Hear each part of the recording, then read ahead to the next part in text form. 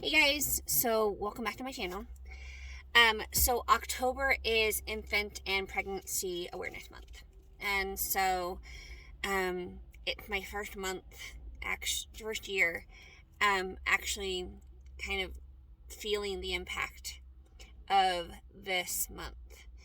Um, because as most of you know, I have unfortunately suffered two miscarriages since, let's say, June. And so it it's a weird feeling because it's a club that nobody wants to be a part of. I definitely don't want to be a part of it. And so I found myself a lot today reflecting on kind of what would be happening. Um, at this point, I would be about almost 6 months. I'd be about 5.5 months. Um, which means I'd probably be showing, which means I would have had my 20-week ultrasound, which means I'd be more than halfway there already. So my first baby would have been born in probably about January, sometime in January. And so that's been hard to kind of think about this last couple days. And we're also starting my new cycle. Started yesterday. So we're about 2 to 2.5 weeks out from my next IUI. So to catch up, I've done 3 IUIs. I didn't get pregnant with my first one. I did get pregnant with my 2 subsequent ones, but had early pregnancy loss before I was able to go in for my ultrasound. So those are called chemical pregnancies because the only evidence I have of pregnancy at this point is positive pregnancy test, both urine and blood. So I was pregnant because the blood test did confirm that I was pregnant, but I lost both of them before I was able to get to my 6-week check. And so after my second loss, my doctor decided, okay, let's run a panel of tests because you've had 2 losses. Recurrent miscarriage is no longer considered 2 in a row. It's now been moved to 3. However, especially most endocrinologists, most reproductive endocrinologists, are starting to, they test earlier than after a third because who wants to have 3 miscarriages? So we did a panel of tests, and luckily enough, they all came back positive. So what they did was something called a karyotype, where they actually do my genome, basically, or my chromosomes, and so they make sure that there's nothing chromosomally abnormal with me, and there wasn't. And then we did a lipid panel to check for anticoagulants, and then we did an APA panel to test for like factor 5 Leiden, kind of any of those clotting factors that could actually prevent pregnancy or interfere with pregnancy. And the only one that came back positive was one factor, which was called B2G2. And it was barely above where it's supposed to be. In fact, my doctor even said, don't worry about it. He goes, take a baby aspirin. So that's what we're doing. We're just taking a baby aspirin every day and kind of helping just to thin the blood just a little bit, and see if that's going to help. But from all the blood tests, nothing's wrong. Nothing is physically wrong with me. We've already done we've already made sure that all my structures look good. And so we're moving ahead with the next one. There's nothing preventing me from doing another IUI. So this will be IUI number 4. I am not moving to IVF just yet, because IVF is expensive, and we know I can get pregnant. So it's not an issue with me getting pregnant. It's not an issue with me ovulating. I actually tend to ovulate on my own. My last cycle, I did do some Clomid just to see if we could kind of get follicle growing and kind of get a couple. and I did produce one more follicle than normal. I usually only produce one, and I had two that were reasonably good. And so but I ovulate pretty naturally. So there's really no reason for me to do Clomid again active right now. So we're doing a natural cycle. And the only thing that seems to be is I look like I had two back-to-back, probably genetically abnormal embryos. Now, IVF would prevent that. So IVF would, if I did IVF, we would do genetic testing on the embryos, and they would be able to see, if there's genetically abnormality with the embryos, and then we would implant just the embryos that are compatible with life, of course. But that's not how IUI works, obviously. And so we're going to do at least one more cycle of IUI, and then we'll kind of see how it goes from then. So I'm a little anxious for IUI to go. It's funny because it'll be actually 3 months, almost 3 months when we do the IUI. It'll be almost 3 months since I did my last one, which seems very strange because it's all gone very fast. But it's going to be again another about 2.5 weeks before we can do the IUI. And so now I gotta get everything ready for that, which is always fun because it means having to buy sperm. It means, having to test once I'm done with my cycle, and do all of that. So that's where we're at. And again, that, doing it during Pregnancy Awareness Month, it's interesting, the emotions, because I'm already knowing that I'm going to be a lot more anxious than I have been my last two. My first pregnancy loss, I'd had an IUI and I'd lost, and I hadn't gotten pregnant. So it's like, okay. And IUI it doesn't have an incredibly high success rate. It's about as high as natural, but you don't realize how low your success rate is usually for pregnancy until you're like trying to get pregnant or you're going through fertility treatments. And so my first pregnancy, my first 2-week wait, I was nervous, but I wasn't crazy worried. The second one, having already gone through a miscarriage, and a very painful miscarriage, and very painful procedures, because I had a miscarriage, meaning that I had retained some of my miscarriage and that had to actually have it manually removed.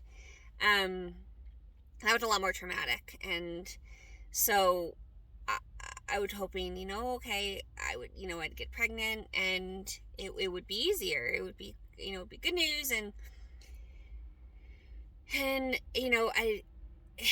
I'd be able to move on to the next step. Because, hey, we know we can get pregnant, now it's just keeping. And so then I got pregnant the second time, which was amazing. And I was like, okay, great. We have established that I can get pregnant. And then to lose that, I actually lost my second one sooner than I lost my first one. And then it became the mental anguish of, okay, what's wrong with me? And so now we're on the other end of nothing's wrong with me. At least nothing that we know of. But the worry of loss is greater, because now I've gone through it. And now it's almost embarrassing. And that's the truth. It feels embarrassing, because it's like, okay, well, I get pregnant again and I lose again. Well, then, that, and I get my hopes up, I get my kids' hopes up. My family who knows that I'm pregnant, because my second pregnancy, I was actually with family when I found out I was pregnant, so I was really excited. They weren't so much, or at least they weren't showing it, and it's because of being cautious about emotions, and that's fair.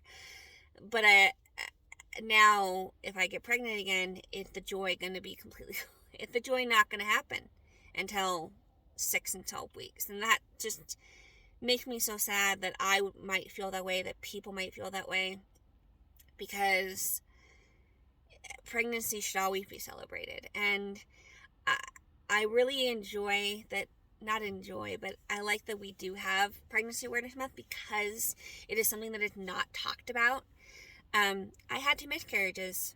I am having one miscarriage makes me, the 1 in 4 women that have a miscarriage, which is actually really high if you really think about it. Having 2 is a little bit, again, put me into a little bit more, because they're with more women who have had multiple miscarriages. And I'm very lucky. It's a weird thing to say when it comes to miscarriage, but there are women out there that have had so many miscarriages. I mean, if you just Google miscarriage on YouTube or just look it up, or just Google it, there's women who have lost 6 and 7 and so many, and there's women who they get pregnant every time. They get pregnant easily, but they lose immediately, and it sometimes it's an unknown reason. And so that's where I'm at. I had 2 miscarriages for an unknown reason.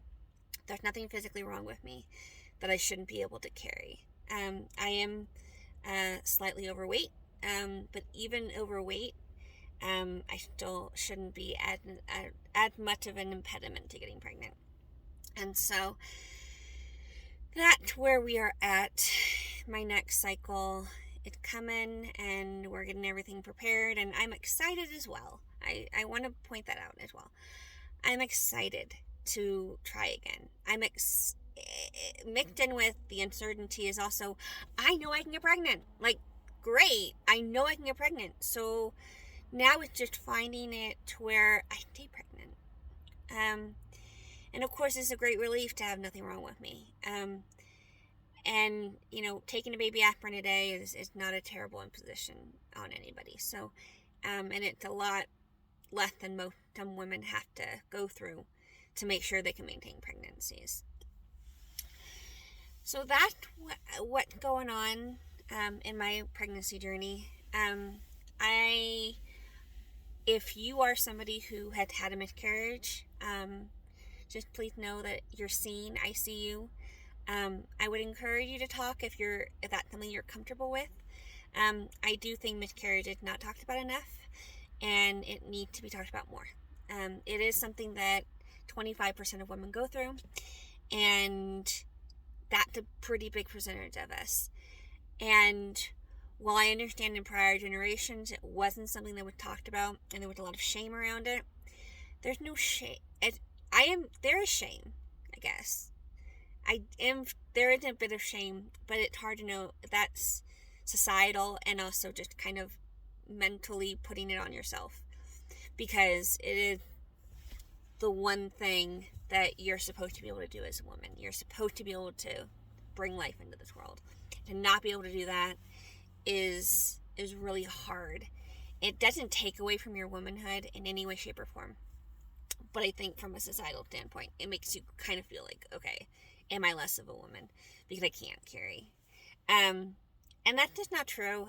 Because so many women, their other great part about this community and talking about miscarriage and talking about infertility, and talking about fertility treatments, there are so many people who had those several miscarriages and then go on to have incredibly healthy families and incredibly healthy children and incredibly healthy lives. And it's a season and a moment in time that doesn't define your life.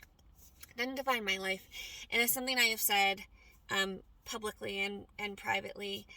If I don't get to have a baby, if the answer is no, and I go through this IUI and I move on to IVF treatments and I don't have a baby at the end of this, that's okay. Because for me, I don't have anti-arm syndrome. I have two amazing kids. And I get to enjoy those two kids for the rest of their lives and whatever comes from beyond that. And that's a wonderful gift that some people don't even have. And I recognize that. And if I didn't have them, sure, maybe my answer would be different. But for now, I am a mom. I'm not doing this to be a mom. I'm already a mom. I'm doing this because I would like to have a baby of my own. And I would like to experience pregnancy. And I would like to have that portion of my life. But if the answer is no, then the answer is no. And so that is where we are. So we're in IUI number 4. If this doesn't work, probably going to be moving on to IVF. Hopefully you don't have to go that far. But if that's what it is, then that's what it is. And so thank you for sticking around if you stuck around this long, and I appreciate your time, and have a good day, and God bless. Bye.